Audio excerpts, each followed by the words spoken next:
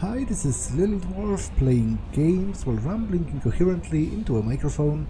Why? Well, just because I can, and I continue with Mass Effect 2 Legendary Edition. I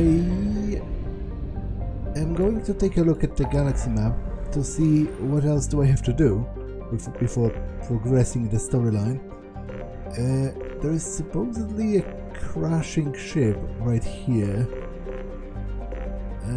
So let's deal with that first.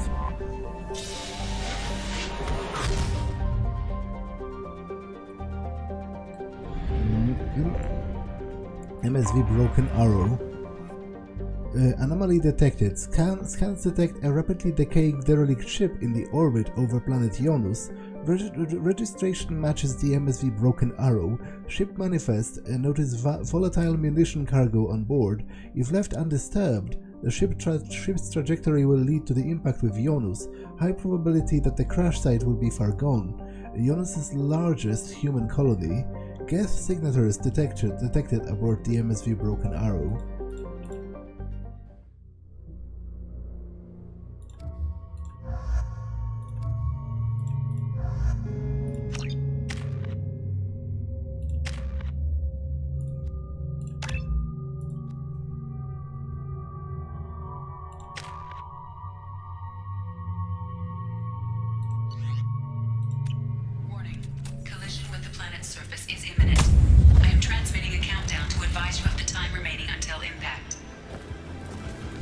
Okay, so is this a timed mission then?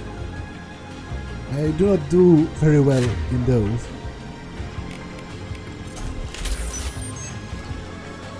Yellow alert. I am moving the ship to yellow alert. We have seen no signs of trouble, and I'm not sure. While we have seen no signs of trouble, I'm not so sure we won't run into Geth this far out. We have to be prepared for anything.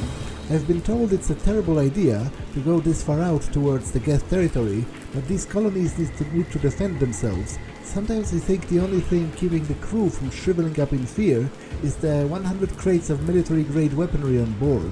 A little shore leave when we all get to the Nefraya system will do us all good. We have a lot of deliveries to make, and it's not all going to be friendly out there. Red alert. Move ship to the red alert. The Geth are attacking. We are ill-equipped for an attack of this magnitude, but we'll do everything we can to survive this. The colonies need those weapons, and this attack is further proof of how dire the situation is out there. Signing off. This will be the last entry in this log. Given the severity of the Geth attack, I have ordered all hands to evacuate and head towards the colony. Should the Geth succeed in capturing this ship, they will also gain control of the 100 crates of weapons in the cargo hold. Therefore, I'm using my authorization codes to scuttle the ship, hopefully destroying the Geth that remain on board. I intend to stay aboard to make sure the ship dies gracefully. My plan is to disable the ship's engines, thus causing our orbit to decay. This will bring the MSV Arrow down to the surface, where the self-destruct timer will destroy the ship. I must be careful. If I fail, there is no telling where the ship will end up.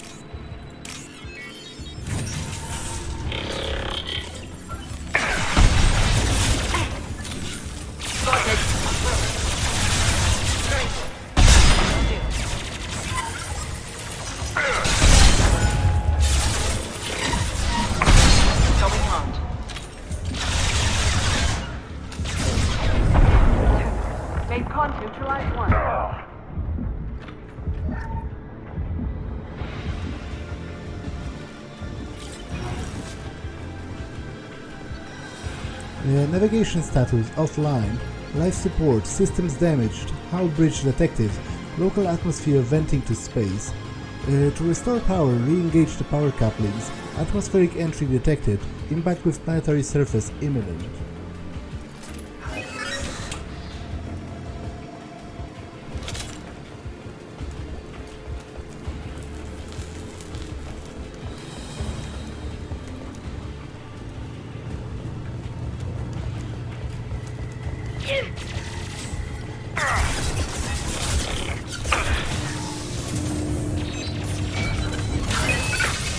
Shield down.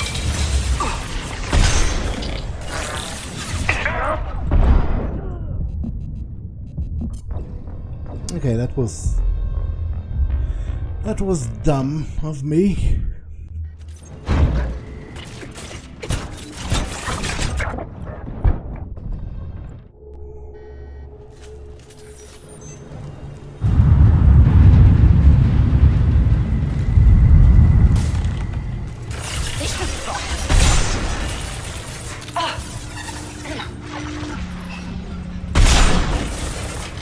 Scored a hit.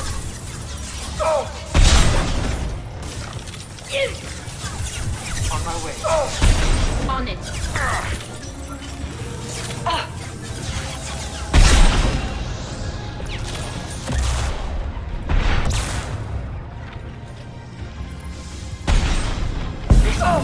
Got it.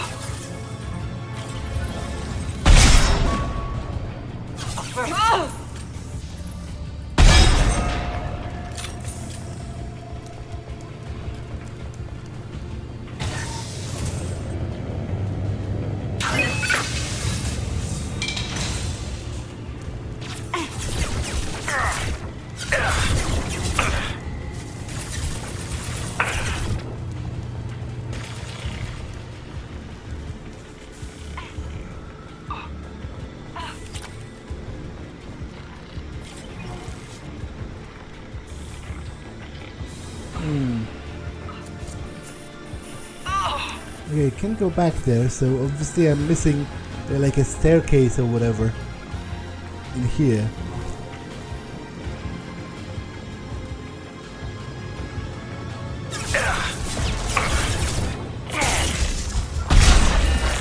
Heading to it.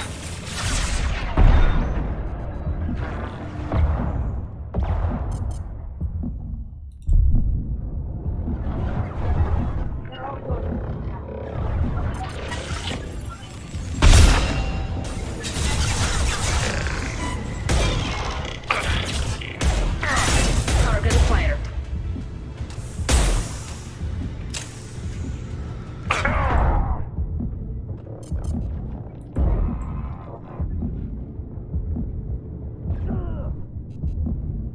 Oh, okay.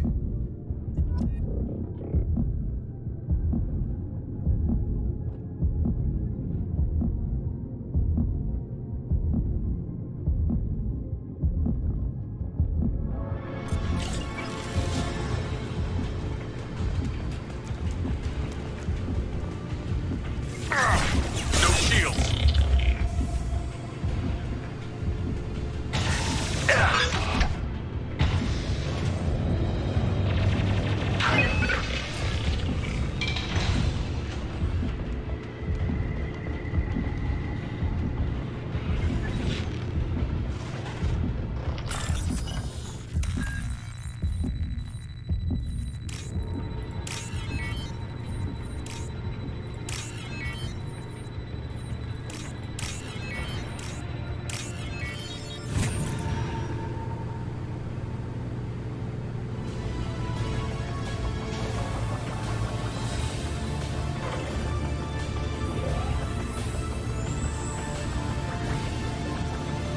We've done it.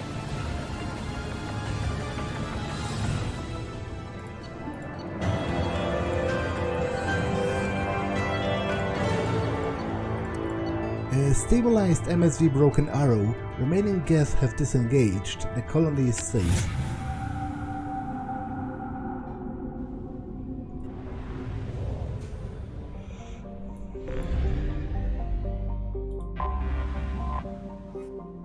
Ionus is a methane ammonia ice giant and is being developed as a fuel depot serving the Pilus cluster. Elden Ashland Energy has established a base on one of its moons to crack water ice into hydrogen and oxygen and skim helium-3 from the atmosphere. Ionus is also believed to be an extrasolar planet captured by its star. From orbit, Normandy's sensors can pick out a hand-painted sign some waggish employee has left outside the conflict. the complex. Last chance fuel for 100 light years. But wait, where is the colony? There was supposed to be a colony on this planet where the ship was supposed to drop on, but it seems it's just, you know, orbitals and whatever for mining. So what was the huge threat again?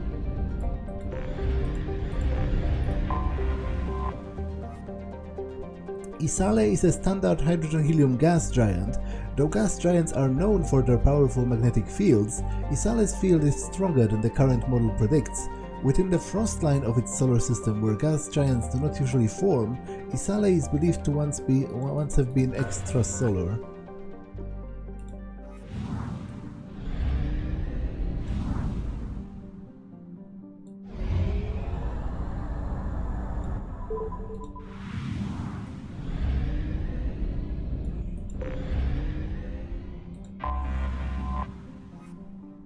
With an orbital period nearly 2 millennia long, the cold and distant Vioresa was actually missed in the initial Asari survey of the system. Only a follow-up mineral assay sent to CANALUS by a Volus mining concern noticed its subtle movement across the stars. Vioresa is a methane ammonia ice giant circled by a retinue of deep frozen moons.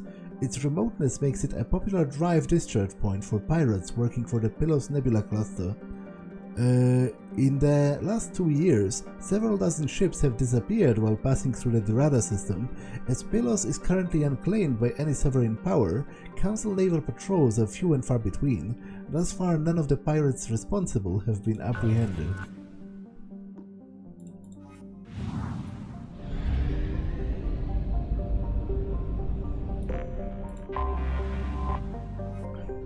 A standard hydrogen-helium gas giant, Cineus has more than 80 moons.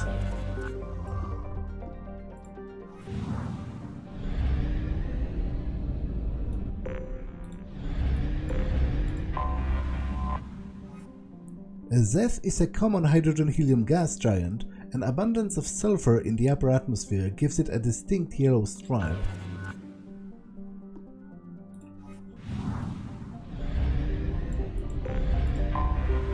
Anomaly detected.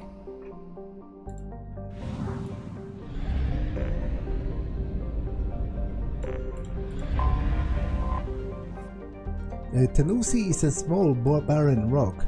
Though there is evidence that it once had an atmosphere of carbon dioxide, only trace amounts of krypton and xenon remain. Like Cyano, it is tidally locked to the radar.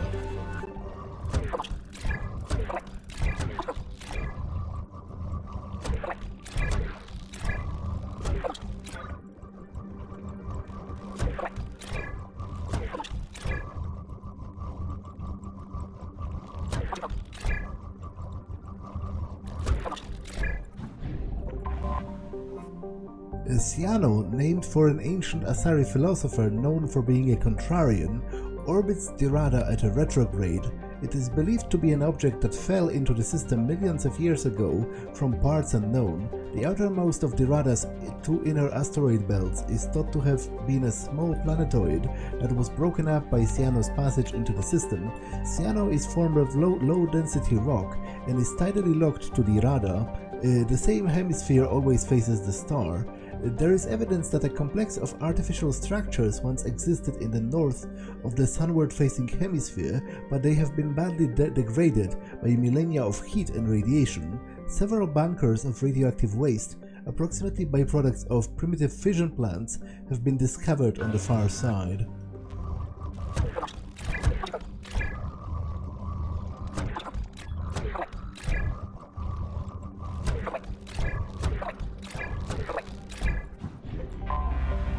Detected an anomaly. CANALUS is smaller than Earth, but has an unusually high density. The high levels of tectonic activity indicate that the density is caused by an abundance of radioactive materials in the core. This, combined with the planet's unusually high rate of spin, raises the planet's internal temperature and causes volcanism. While several companies performed mineral assays in the late 2170s, the world's geological instability precluded development.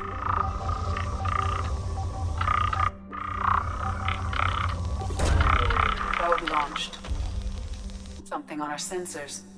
Sensors detected anomalous weather patterns on the planet's surface. Gas activity detected. Recommend extreme caution.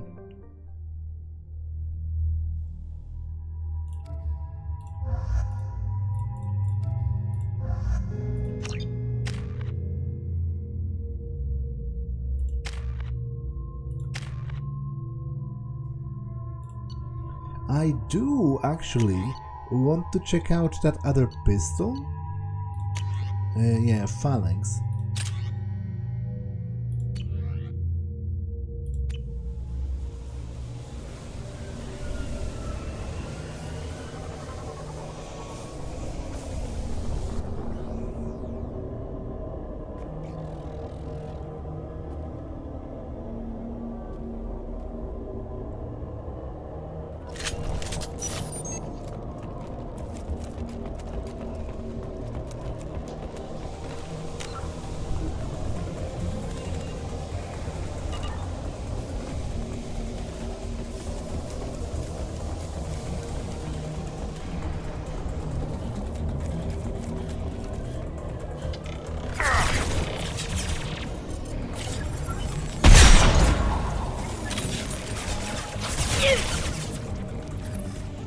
Don't let them speak up. Good girl. Gotcha!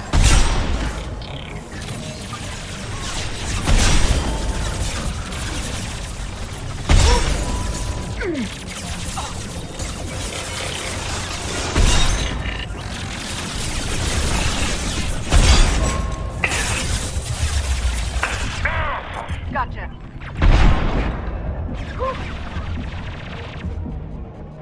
Now, combat ready.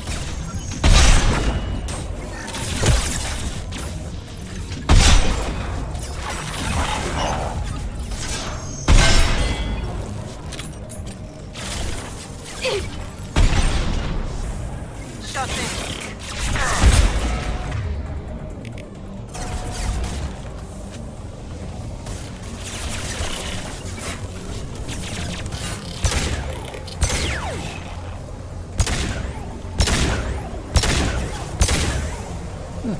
Pretty cool.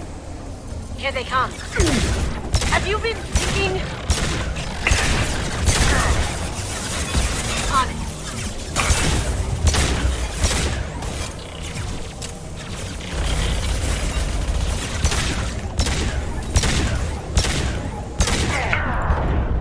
Going dark. I'll take them.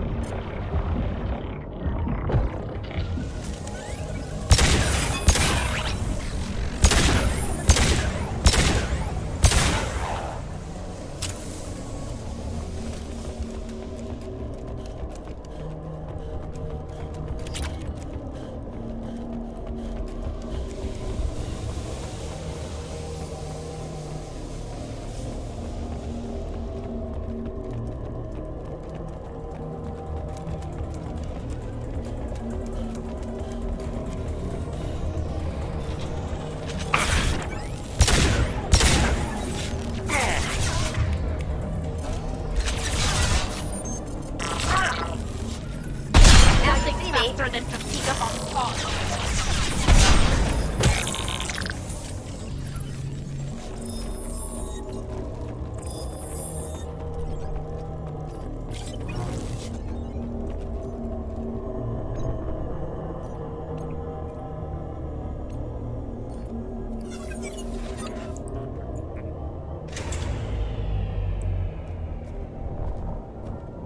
I'll take it.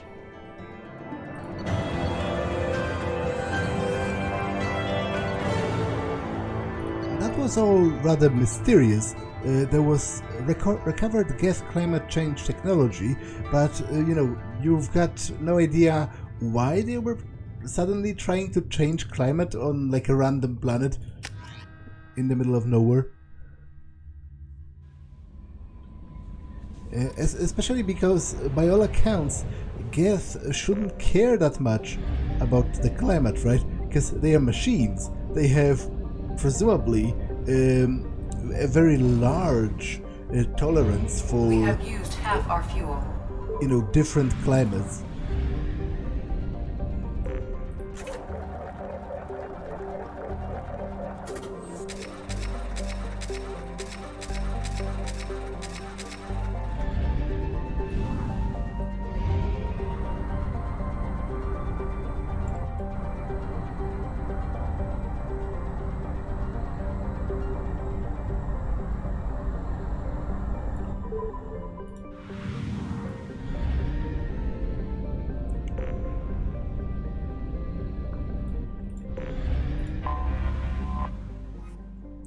An unremarkable methane ammonia gas giant, Nataisa would be of no consequence if it weren't the only approachable gas giant in the Satan system. Boros Volus colony has set up a few automated ice cracking stations around the planet, and the Naru Combine has been contracted to set up a helium-3 extraction facility. Construction has lagged due to the CEO's arrest in a kickback scandal that reaches for the highest levels of the Vol Ministry of the Frontier.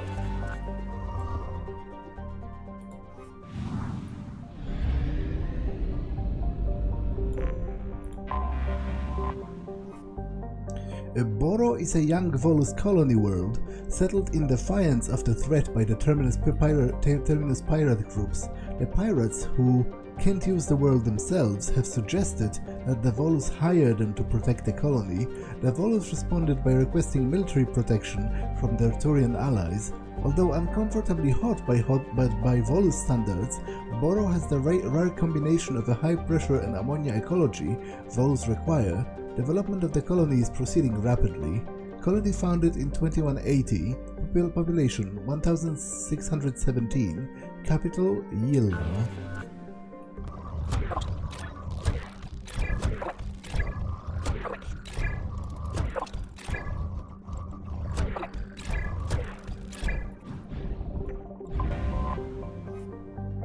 Anedia is a small ice body with a very low density. Its mass is only 4% that of Earth. It appears to be composed mainly of carbon and water ice, but over the millennia it has accrued a trace of an atmosphere of krypton and xenon. While Anedia's gravity is weak enough that a cruiser could land on it safely, there is no particular reason one would want to. Pirates have been known to land to recover ice for cracking into hydrogen and oxygen. One area in the southern hemisphere, the so-called Anedian Scrapes, is so frequently used for this purpose that the higher albedo raw ice can be easily seen from orbit. Probe away.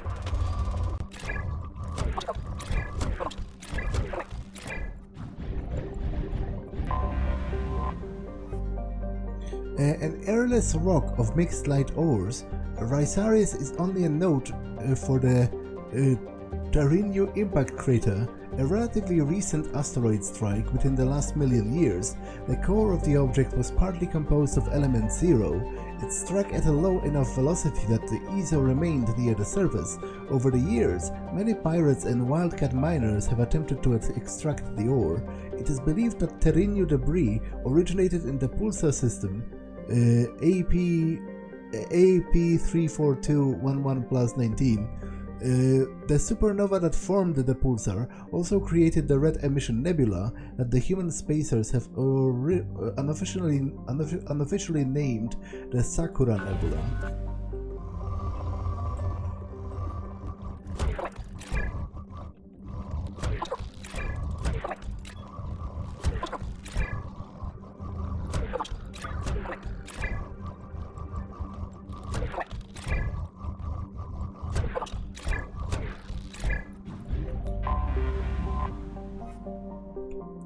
Ressel is a massive hot Jupiter gas giant that whips around the star Saturn once every 4.5 days. Like most planets of its type, it's migrated inwards from the initial position in the system, thought to be around 0.3 AU.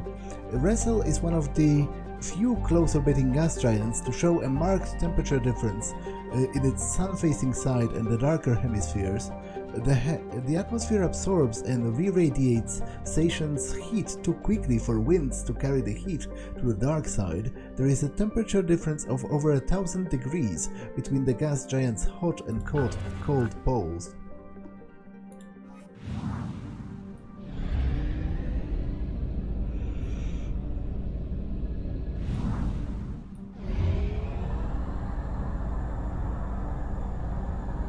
Fuel at 1/2 capacity.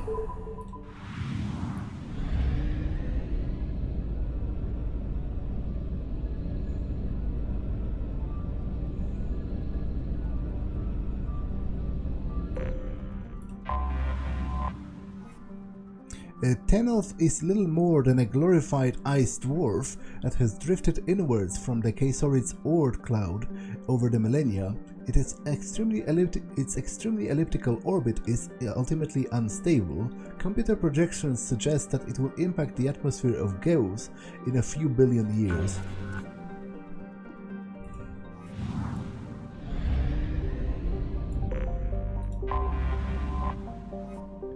Geos is another methane ammonia gas giant, very similar to its near twin, Uzin. It presents a nearly featureless robin egg blue face to the universe.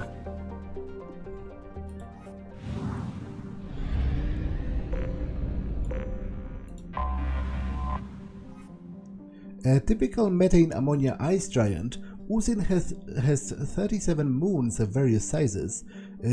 Chites, one of the largest, orbits at a retrograde, suggesting it was a planetesimal that was captured by the gas giant's gravity well. The planet itself is believed to be an extrasolar capture as well, though millions of years before Chitinus came onto the scene.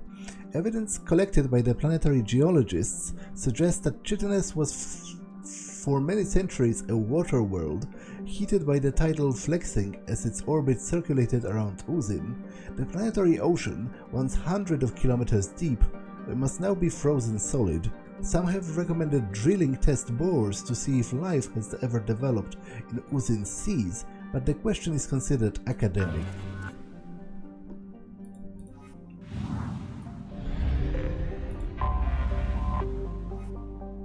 Teonax's surface is covered by water and ammonia hydrate ices, which are constantly repaved by cryovolcanic processes. The world's size and density suggests that the core contains heavier elements and retains much of the heat of the system's formation.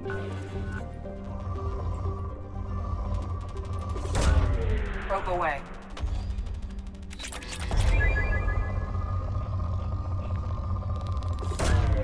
Launching probe.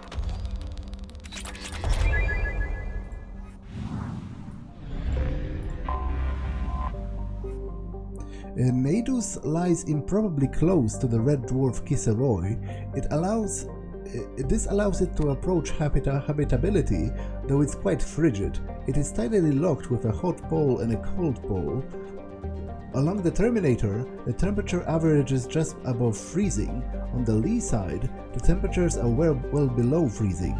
Nedius has developed a limited native ecology, much of its clusters permanently attached around the geothermal vents. There are, however, more advanced forms of life. Several anthropodal herbivore species wander back and forth across the Terminator as they require nutrients available in both environments for sustenance. More dangerous are the omnivorous predator species that devour the anthropods. Most animal life on Nedius has limited vision, but finely developed thermal sense.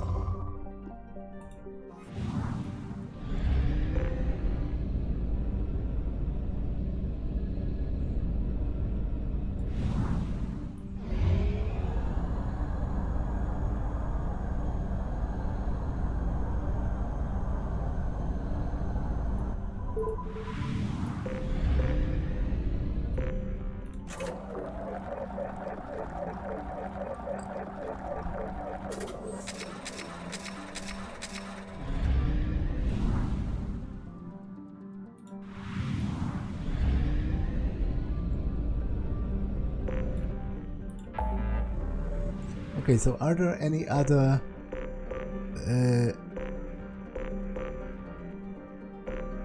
unexplored clusters?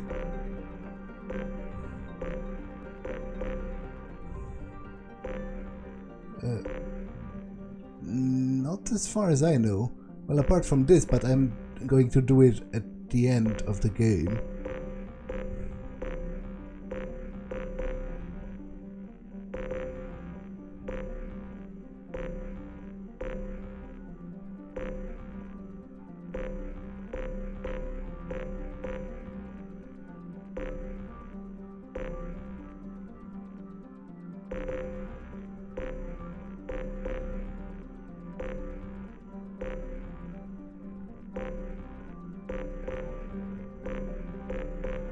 Okay, so I guess it's time to acquire the Reaper IFF.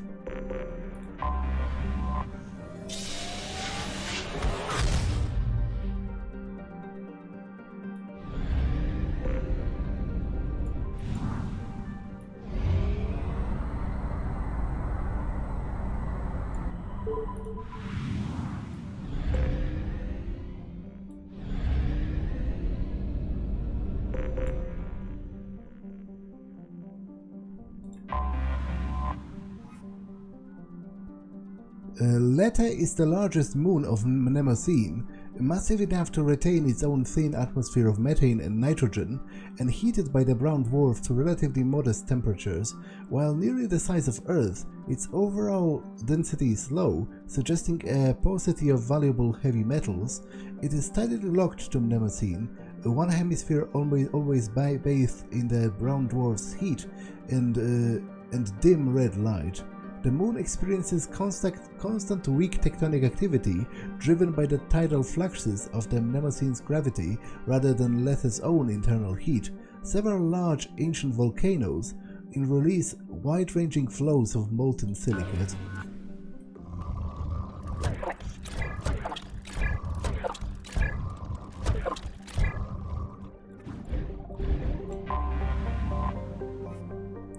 Mnemosyne is a brown dwarf of approximately 37 Jupiter masses. It is young enough that some of the nuclear fission still occurs within its depths. It is luminous and radiates more heat than it receives from the star Thorn, with an atmospheric temperature in excess of 1800 degrees Kelvin or 1500 degrees Celsius.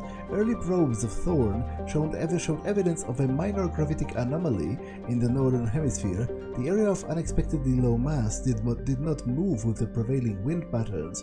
With an investigation planned by the Bezerel Institute of Planetary Science, the school ultimately sent out an expedition to study the famed deep anomalies of the gas giant Ploba instead.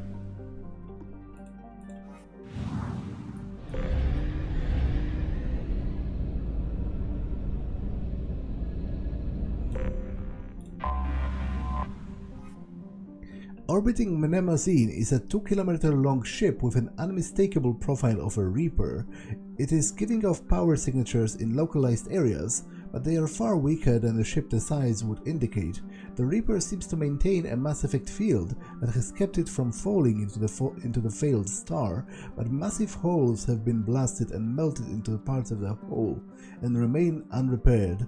The only logical conclusion is that the Reaper died or was at least reduced to minimal functioning long ago. I highly dislike that, as I already said. I think it's very contrived for there to be a whole Reaper corpse just floating there. Especially, you know, it literally looks like Sovereign. And given everything we know about the MO of the Reapers, I don't think they would have just left it. Like, if they wouldn't, they would destroy it at the very least, I imagine, after they scoured, you know, the galaxy in a given cycle. They would destroy whatever corpses, you know, whatever number of them has fallen. Because actually, it probably wasn't even the only one. Given how you do in Mass Effect 3, it is shown that you can destroy Reapers in conventional combat. Sure, it's difficult, but it must have happened quite a lot, actually. So I do think it is very contrived, and I don't like it. I don't like many elements of Mass Effect 2 story, and in fact contrived is a word I would use to describe most of it, as well as filler.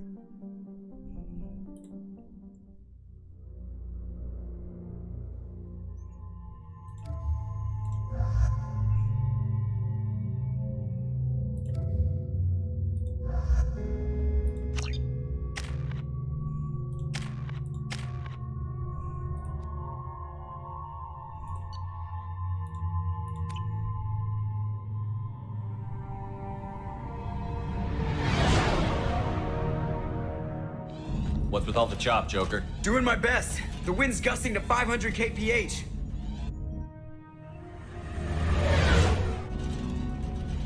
There's a second ship alongside the Reaper. It's not transmitting any IFF, but the radar paints its silhouette as Geth. I guess we know why the science team stopped reporting in.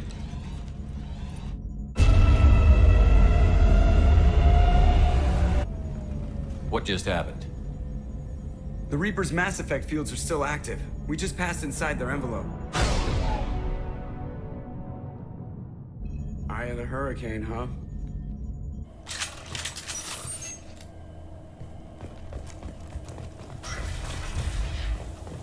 Exploring an abandoned area, expecting something mechanical and nasty to jump out at any moment. Just like old times.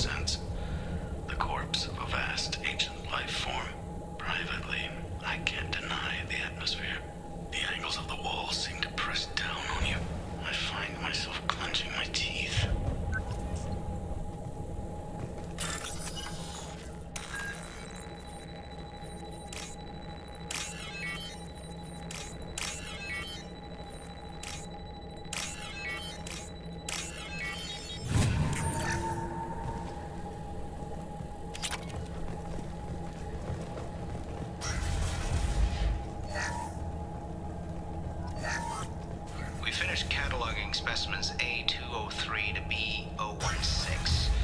No evidence of active nanotechnology noted. Dr. Chandana believes they would have decayed over the last 37 million years. There's not enough data to support his claim. He asserts that the truth is patently obvious. I am concerned. Chandana has been staring at the samples for hours. He says he's listening to them.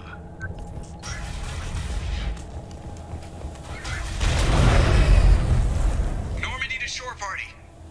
What just happened? The Reaper put up kinetic barriers. I don't think we can get through from our side. As curious as I am about the Reapers, I'd rather not be trapped inside one.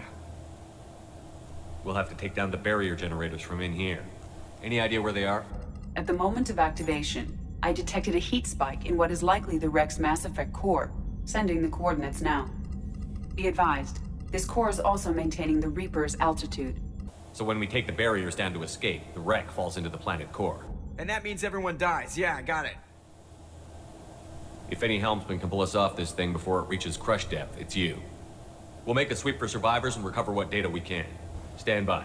Aye, aye. Good hunting. Everyone's dead. I've seen this too many times.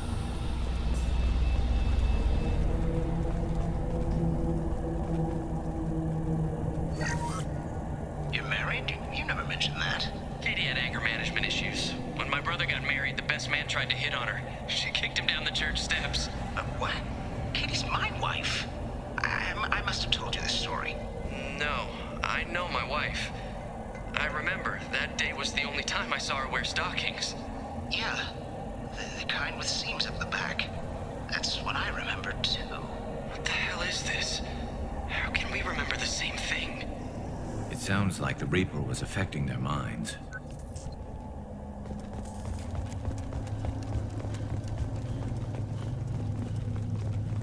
We've got trouble. There are high-pressure tanks by the husk.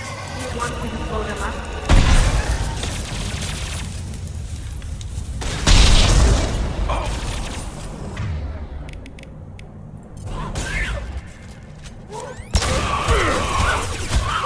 This should punch through their armor.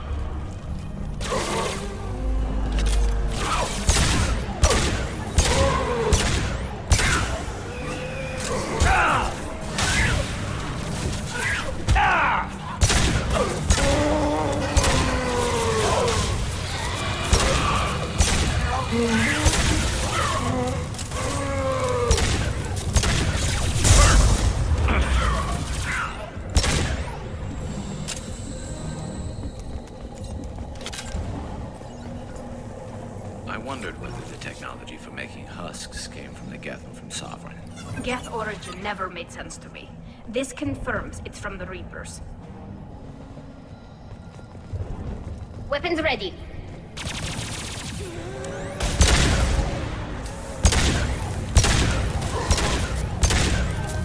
Combat drone ready.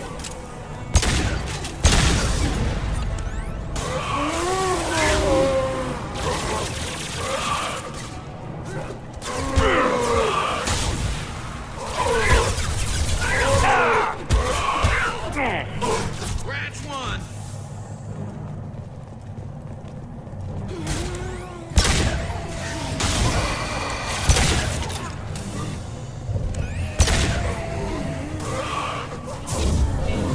Combat drone ready.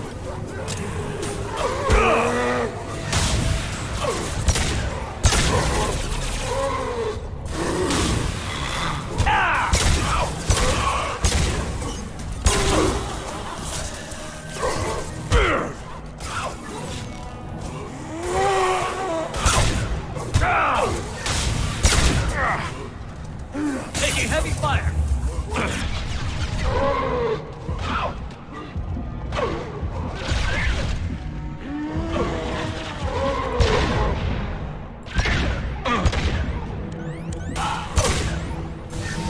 This should soften them up.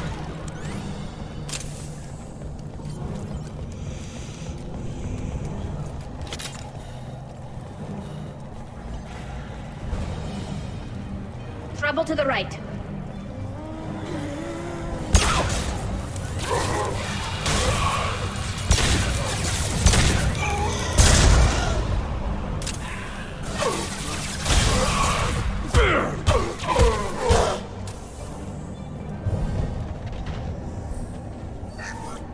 Third day with this headache. You'd think Chandana would have let me have a few hours off. God damn! What? That thing, that just gray thing, it disappeared when I looked straight at it. It came out of the damn wall, where we took off that panel. I didn't see anything. You should lie down. I'm telling you, this ship isn't dead. It knows we're inside it. Calm down. Now I'm getting a headache.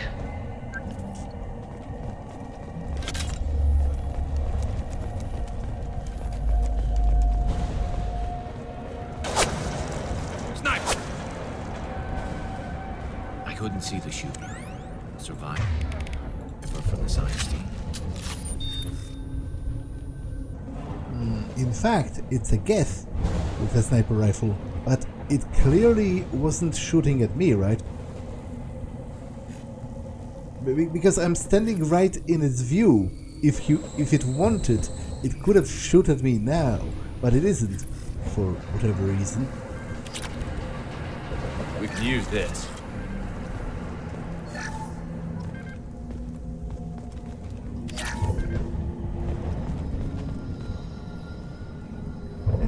But I actually need to pause for a second, so I'll be right back. Okay, I'm back, so let's continue.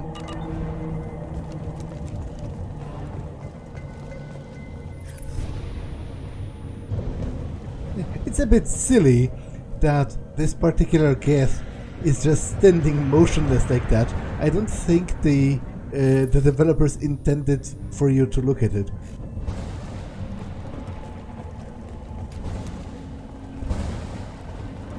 Enemies!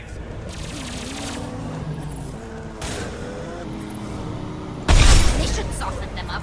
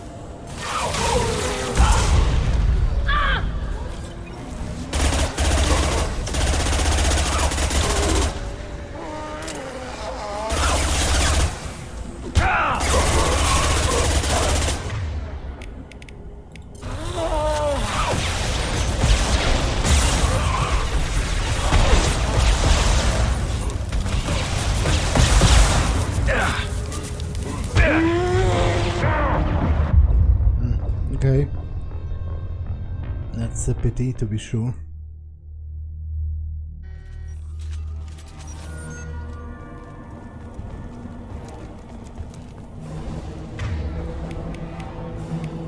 We've got trouble.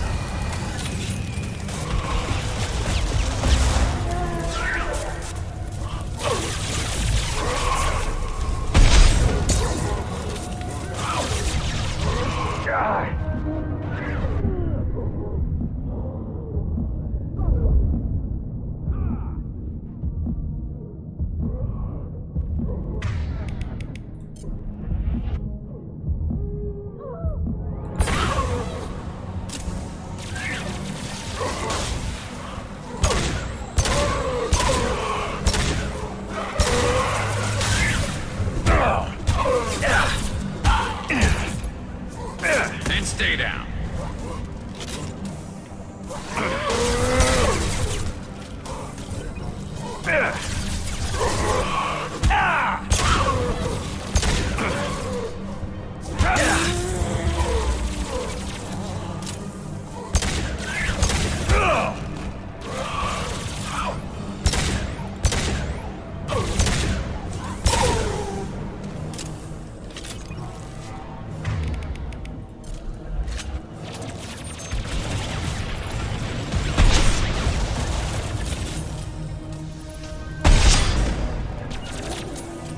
My pleasure.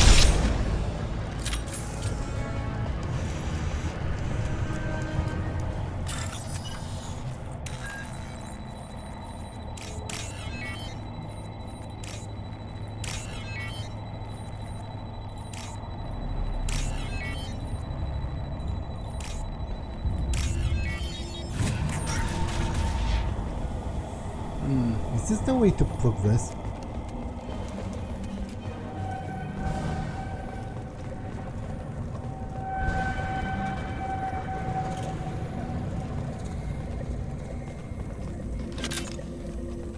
We've seen these before, Shepard. Dragon's teeth, your people call them. The Geth used them on Eden Prime. See how the room is arranged? They treated this thing like some kind of altar. That doesn't seem right. No one in their right mind would want this. You heard the logs. They were seeing things, hearing things. They were being indoctrinated.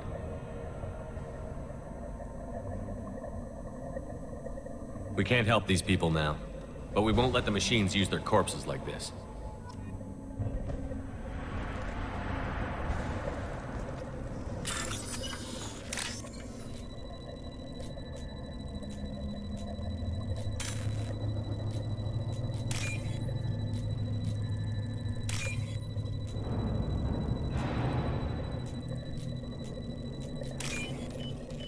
I'll take it.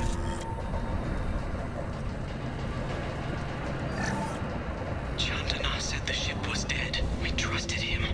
He was right. But even a dead god can dream. A god, a real god, is a verb. Not some old man with magic powers. It's a force. It warps reality just by being there. It doesn't have to want to. It doesn't have to think about it. It just does. That's what Chandana didn't get. Not until it was too late.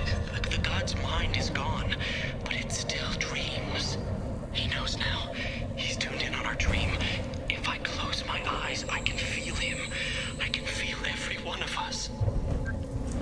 that's obviously very Lovecraftian, because the Reapers as a whole are directly, inspired by Lovecraftian eldritch horrors. They are supposed to be immensely powerful and yet unknowable to humans. But this specifically, a dead god that is dreaming, it is almost verbatim pulled out of Lovecraft. In the sunken city of Relay, dead Cthulhu lies dreaming. It's something that you could read in Lovecraft. So yeah, I do actually very much like this concept of entities so powerful and so alien that they warp reality just by existing. They don't even have to will it, like consciously. They are like a force of nature. They are like, it's like gravity. They cause things to change just because their power is so immense that reality breaks down around them.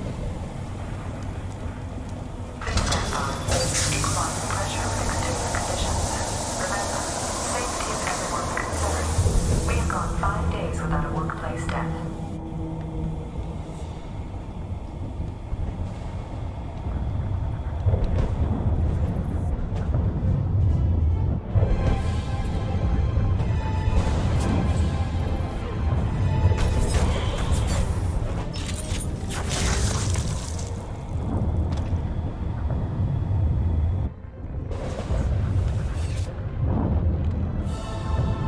Commander.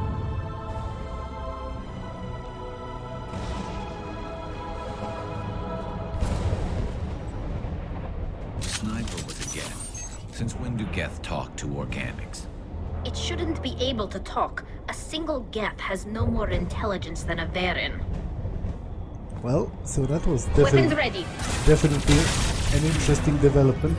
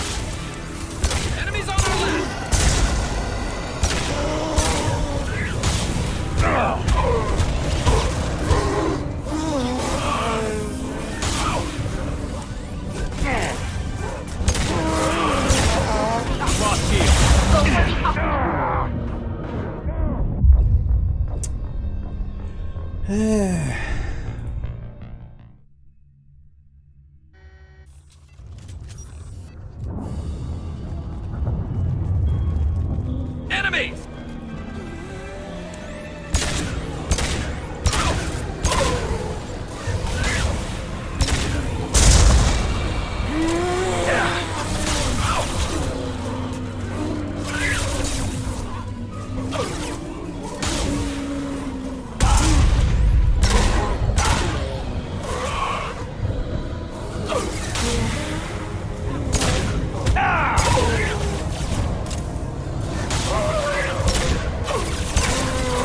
Careful! This will punch through their armor.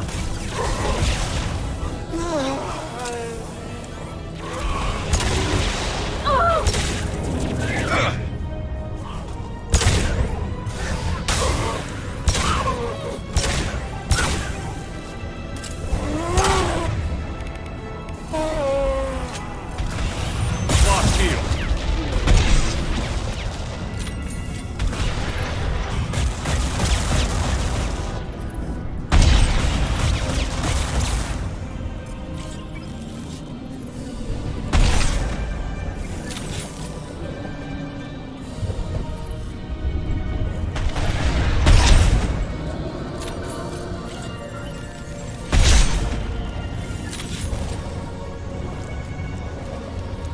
Trouble to the right.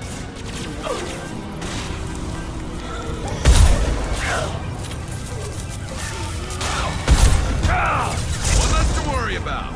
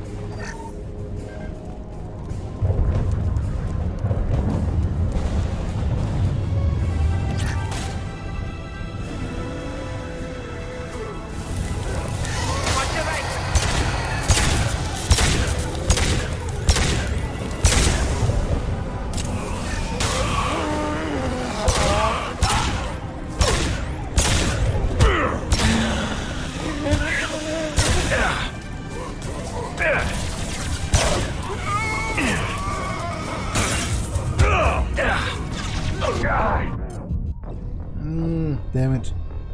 I do hope it's saved after I killed that scion. Okay, it did. Weapons ready.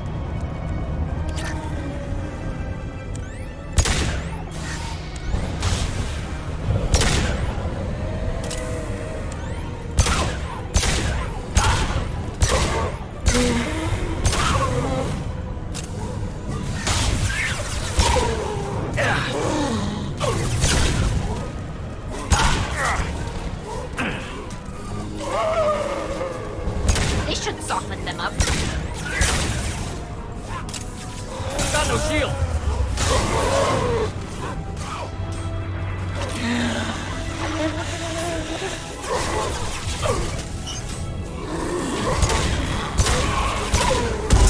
I'm on it. Taking cover.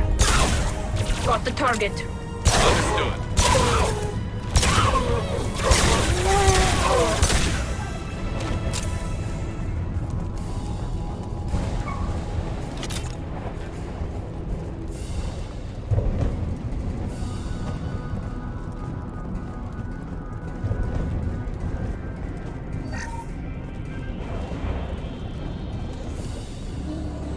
Trouble behind. This should come in handy. Combat drone ready.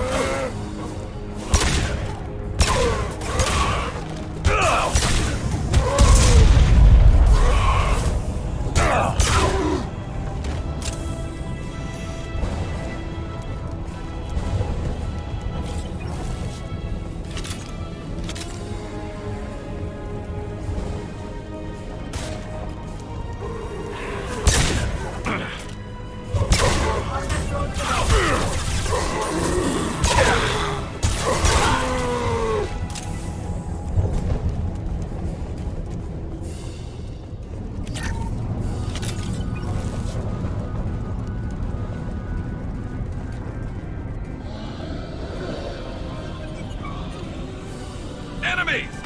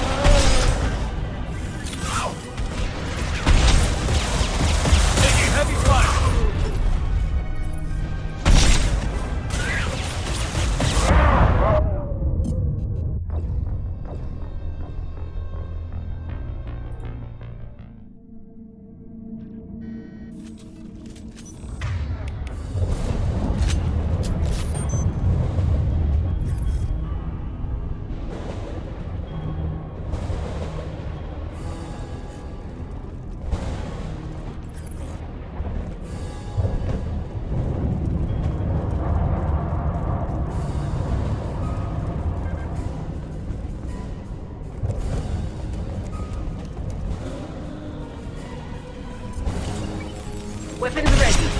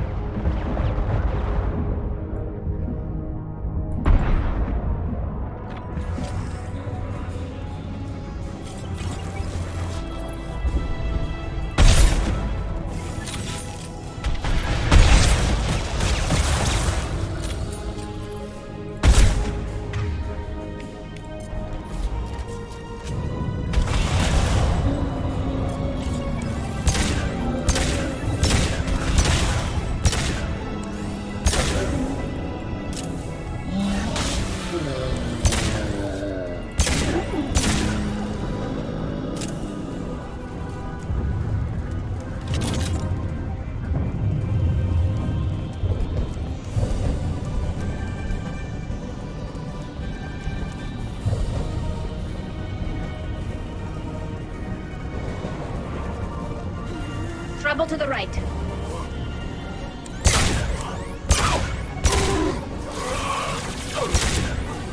Hold fire, Shepard.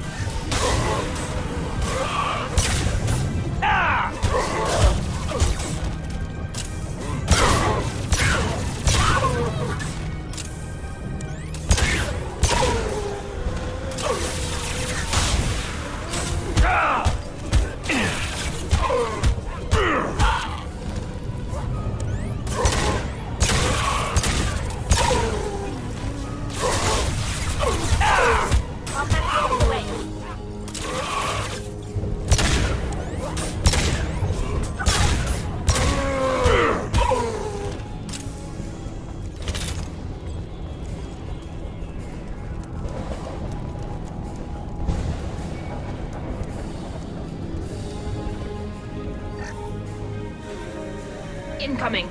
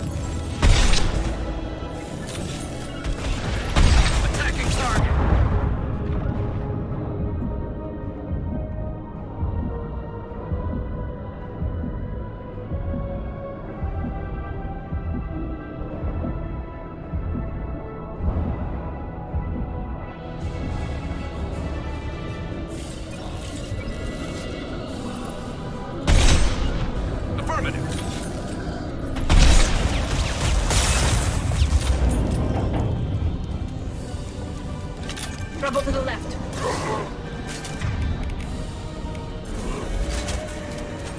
Go get them, Tika. Good girl.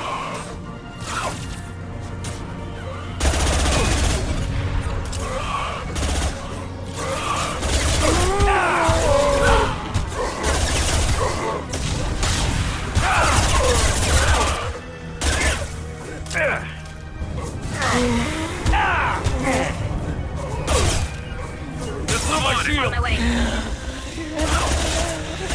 right there. On it. I'm going!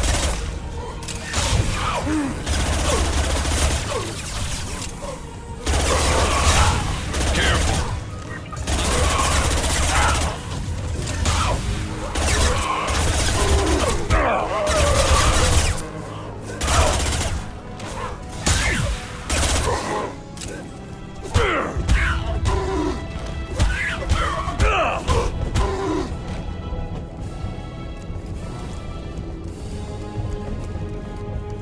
Look out!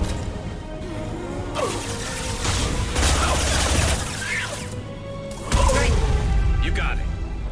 Destroying the Mass Effect core should be simple enough. Then we get off the ship, fast.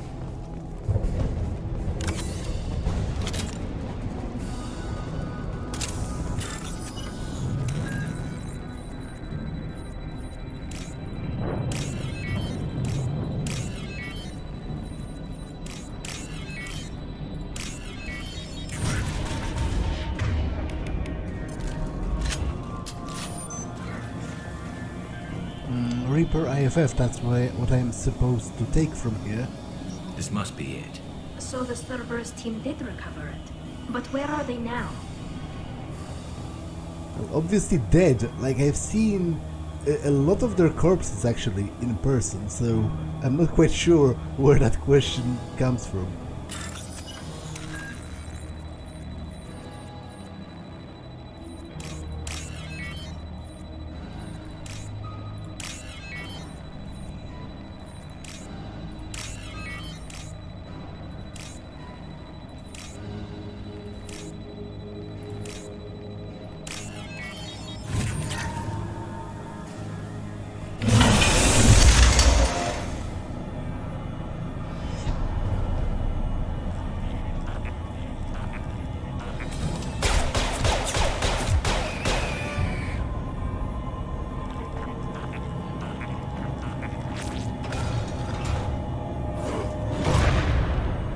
Ahead of us. Go for the optics. Go for the optics.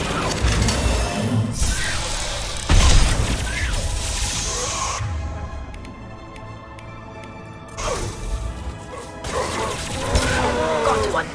Eat this.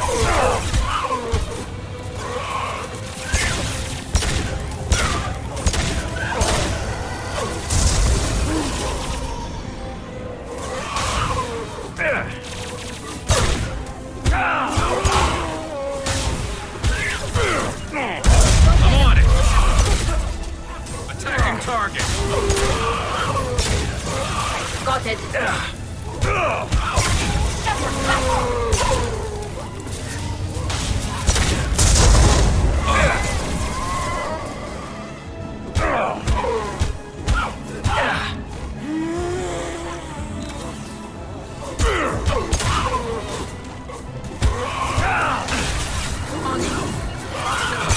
I'll take the shot!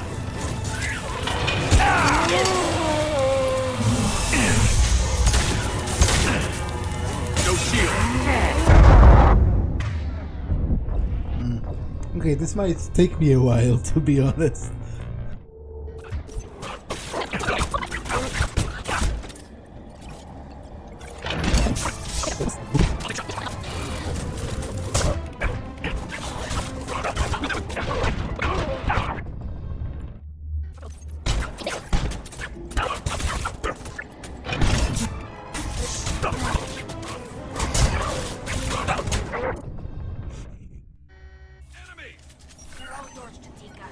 Understood.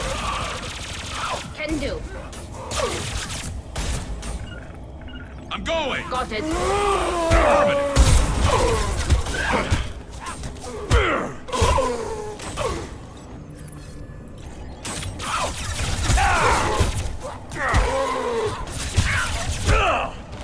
gunhead!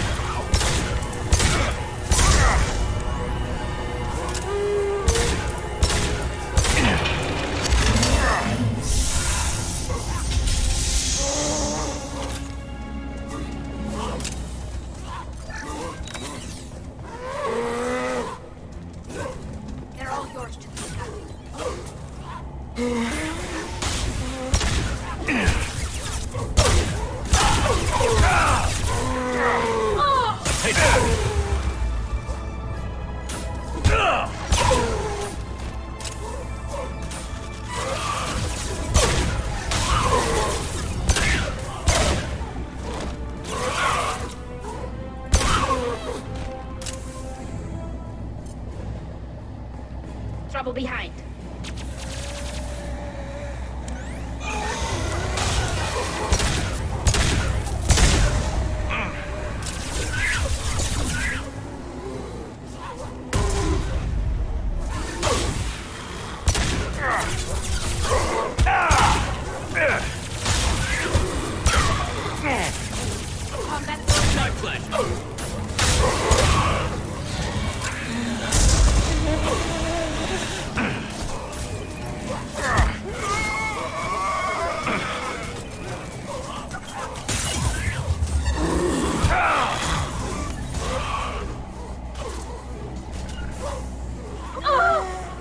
I'll take them.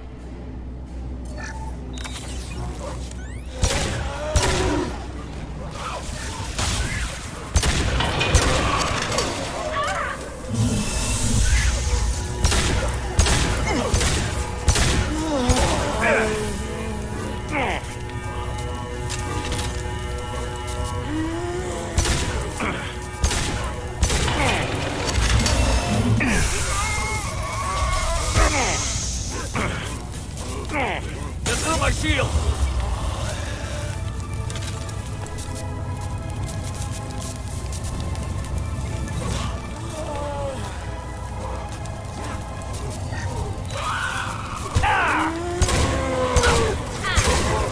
Combat drone ready. Got the target. Watch out, Shepard!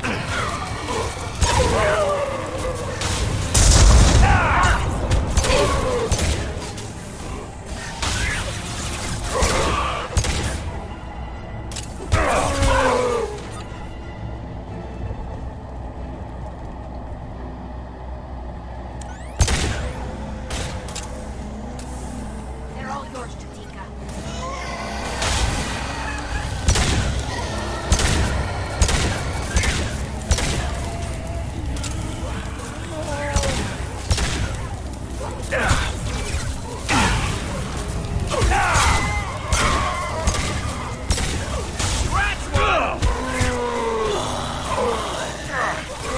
Lost shield.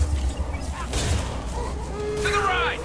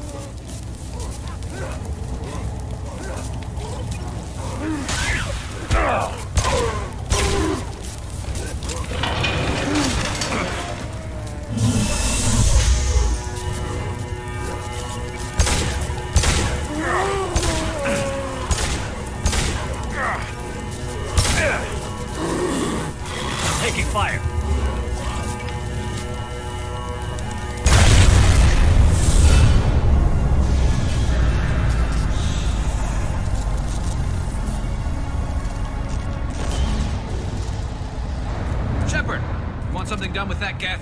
It's still intact. Leave it there. You know what they are. If it gets into Normandy's computers... You said it yourself. No one's ever found one intact. That's true, but I'm not sure it's worth the risk, Shepard. There's no time to debate it, Tally. Come on.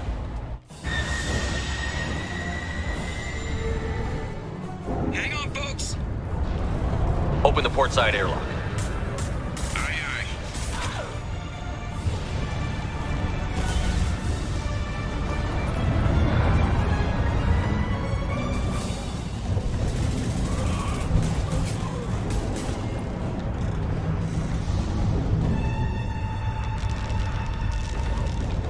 We're clear. Go.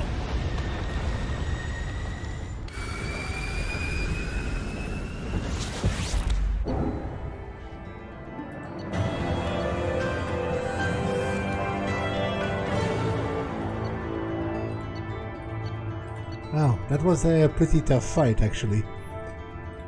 Reaper IFF successfully retrieved. Loss of Cerberus team on the Reaper vessel unfortunate but unsurprising. We'll use the team's health records for comparison against Husk's encounter on the Reaper for possible insight into indoctrination and Husk conversion process. I think we need to discuss the unique piece of salvage we recovered.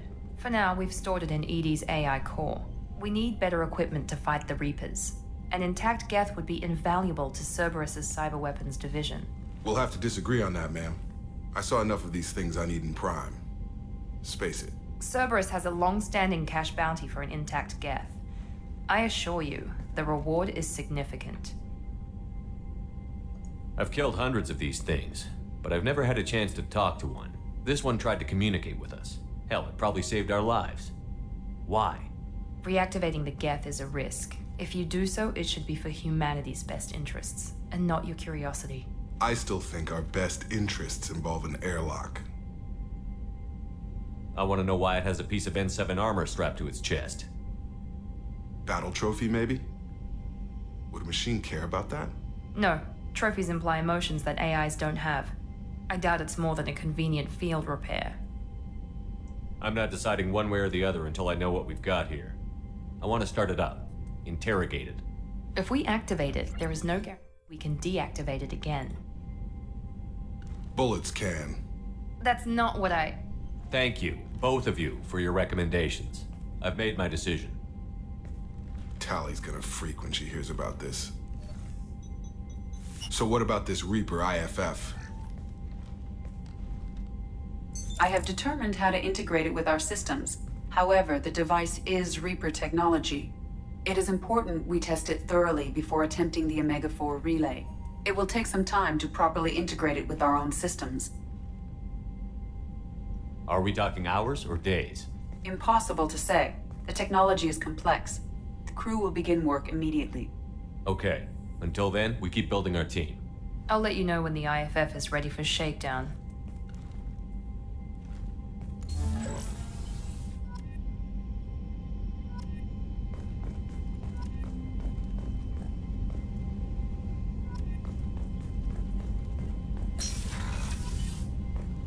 Okay, but this episode has been long enough, so I'm going to save and end it for now. That's all for this one, and I will see you in the next one. Bye!